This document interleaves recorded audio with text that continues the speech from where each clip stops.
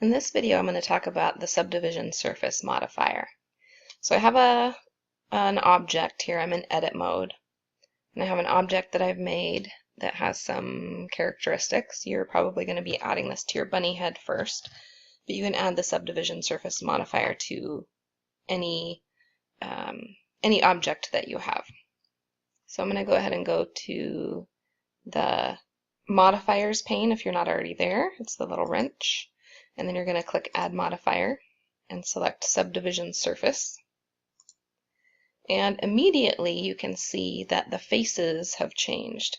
Now you still have your original faces here, and in fact if you change the view down to 0, your original model shows back up and you can continue editing here, or you can turn the view up.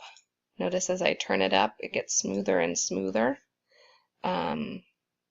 And I can edit what that looks like in real time just by, grabbing a vertex or selecting a face and scaling it, or, whoop, forgot to turn my clipping on here. You noticed that in the last video, I bet. Okay, couple notes. The view and render should be the same, unless for some reason you want to work in a different view than you want to see in your render. So if these match, what you see on your screen will be the same as what's rendered.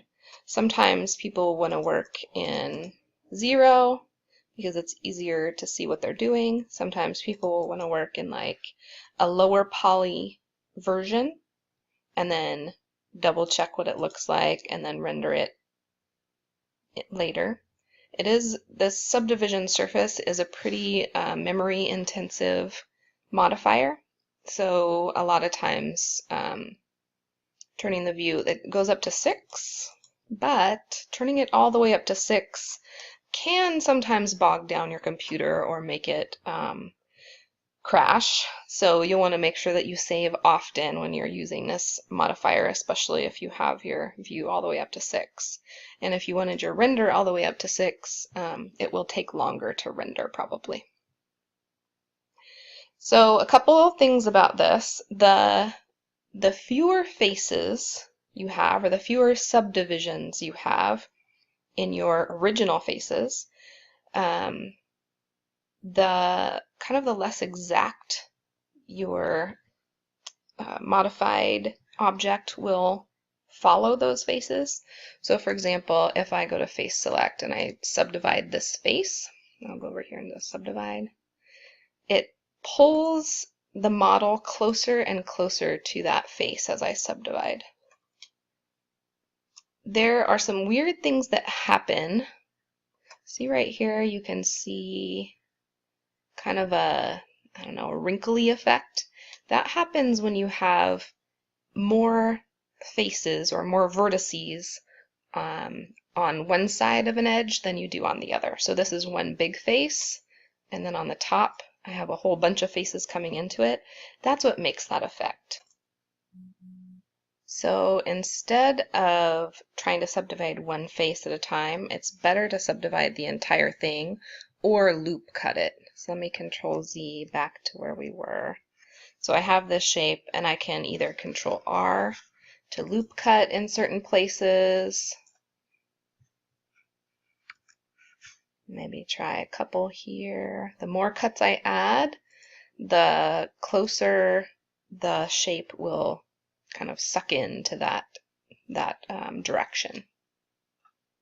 I can also subdivide the entire shape. Oops, I need to select everything first. Subdivide the entire shape at once. Notice I still have my mirror modifier on from when I was doing the mirror modifier video, so I'm really just editing half at a time. Yeah, so anywhere you want it to be more of an edge. So let's say I really wanted this edge right here to be pretty precise. I can do a Control R. Let me unselect everything. I can do a Control R, loop cut that edge, and move it all the way to the end I'm kind of laggy because I'm on view of 6. I should get out of that. So I'm moving it all the way to the edge there, and I'm going to left click to set it instead of right clicking to make it go into the middle. I'm also going to just turn this view down a bit. So then that loop cutting with the Control R and then sliding it to the edge can help you get more precise edges on areas that you want more precise edges. I would also say that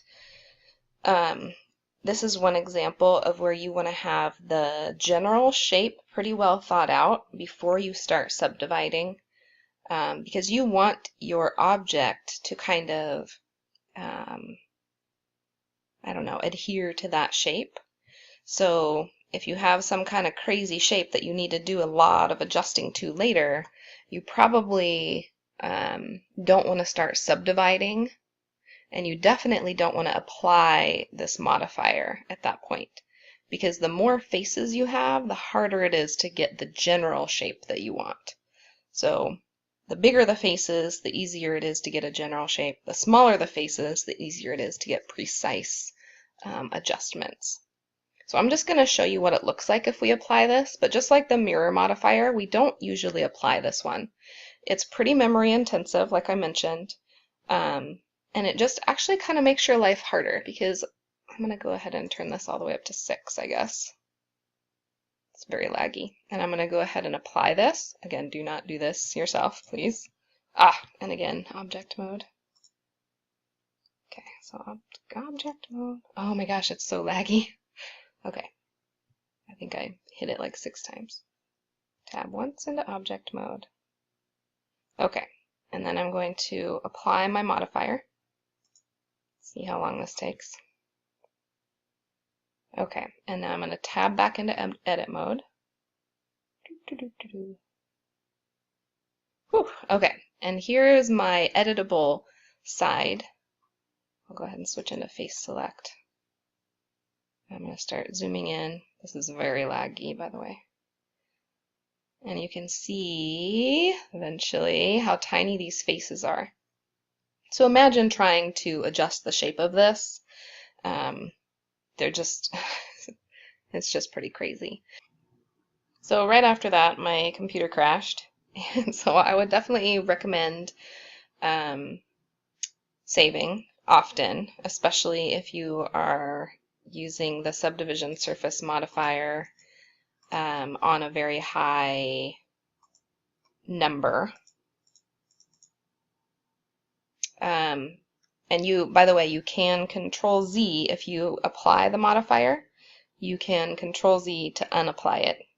It would just be gone and you would have to re-add it like I just did. Okay, so that's it for subdivision surface. Good luck with your bunny head, and after this we're going to talk about how to add a body to your bunny.